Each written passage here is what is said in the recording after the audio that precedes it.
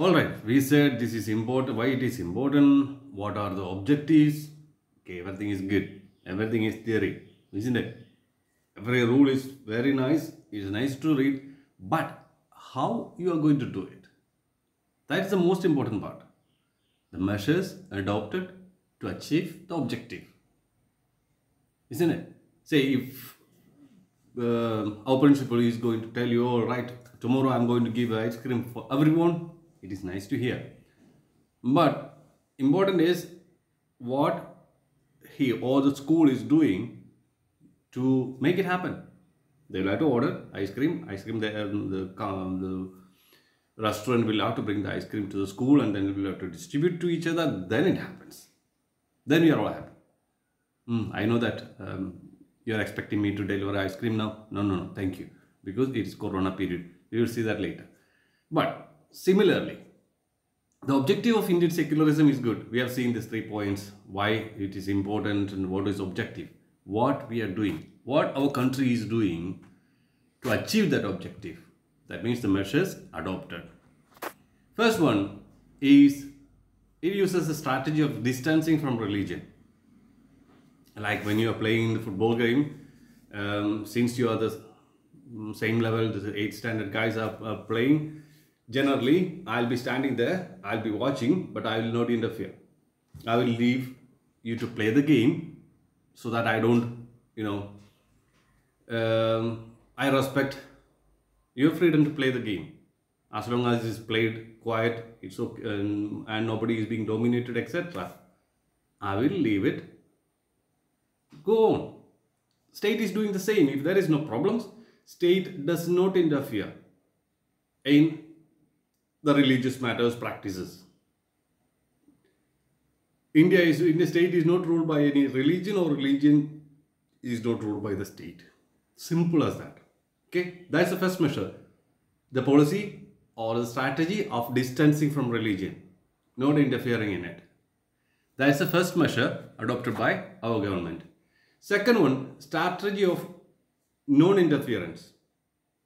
Okay, first one, let us say that I'm not telling you how to play it. So I'm not controlling your game. That's the first strategy of distancing. I'm not saying how it should be played, who should be in the team, etc. I have nothing to do with it. I've just given you the ball, you are playing. You make the team and you play it as it is. I'm just watching, but I don't do anything. And second one is a strategy of non-interference. In order to respect your sentiments and your ideas, I'm not interfering in it. If there is one of you are calling a foul and there's a discussion, but as long as the discussion comes to an agreement without any problem, I'm not interfering in it. Okay, it is your decisions, you agreed to it, that's fine. It may not be as ruled by the rule, it was not perfect, but still, it is your sentiments, I am respecting it. Similarly, in order to respect the sentiments of the religion and non-interference with the religious practices, state moves back. State doesn't interfere with the religious practices of any religion in our country.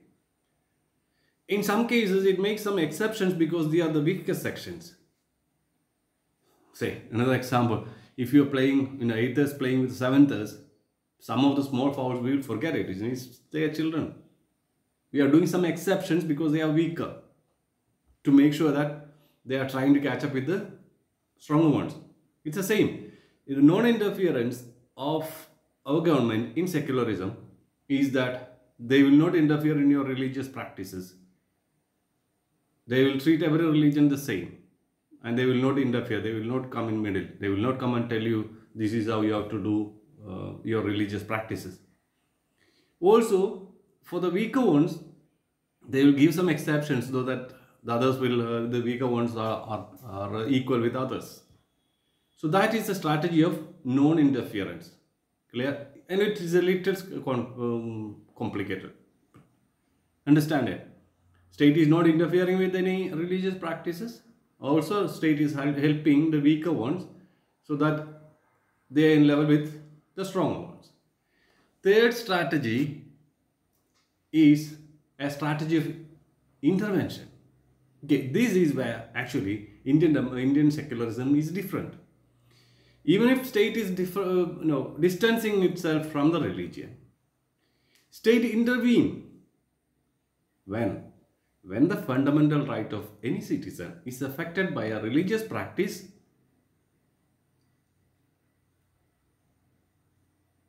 That is when the state intervenes.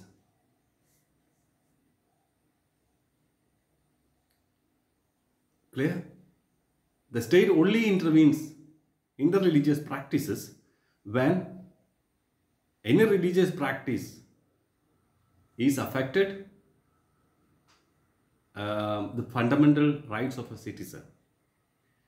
Also, it supports a religious community who is minority to protect the interest in social development, the financial support or other supports. That's also part of it. So the main three strategies adopted by Indian government is: one is a strategy of distancing from the religion. Religion is not controlled by the government. Government is not controlled by the religion. Second strategy of non-interference. State does not interfere or tell you how to perform your religious practices. And third, the strategy of intervention. State intervenes when a religious practice is affecting the fundamental rights of a citizen. Caste system was the same. Sati was the same. When the fundamental rights of a citizen is affected by a religious practice, government interferes. So these are 3 points. Remember it. Prepare your note. Read your text. Last point. Difference between secularism in India and the US. In the US, the separation between the state and religions means neither the state nor the religion can interfere in the affairs of one another. It's absolute. There is no way you can interfere. Religious practices are religious practices and government cannot say anything. Or religion can say nothing about government. It has got no right to dominate or suggest whatever. As a citizen they can, but as a religion you cannot interfere. But in India, as we said before, Indian secularism, state can intervene in affairs of the religions if it violates any ideals of the constitution. We have seen the ideals which was put forth by the constitution in India. If any ideal is being violated by any religious practices, then the state will intervene. That is a major difference between our Indian secularism and secularism of other countries, especially the US. I hope you understood the concept of secularism. I think you understood the objectives and measures adopted by Indian secularism, and you have understood the separation, the difference between secularism in India and US. Right? Done. The topics what we have to go through is done, but do read your text carefully. There is far more than what I said. I've said it is the key points of the chapter, but you have to read through your text. It is given in detail. So once you understand the key points, when you read it, it is easy. And whatever is displayed on the screen is your note. Please write it down. And every point, as I usually say, every point discussed in the display in the screen, you should be able to write 2 or 3 sentences of your own to expand it. You can take the assistance of the text in that case. Thank you very much. Have a great day.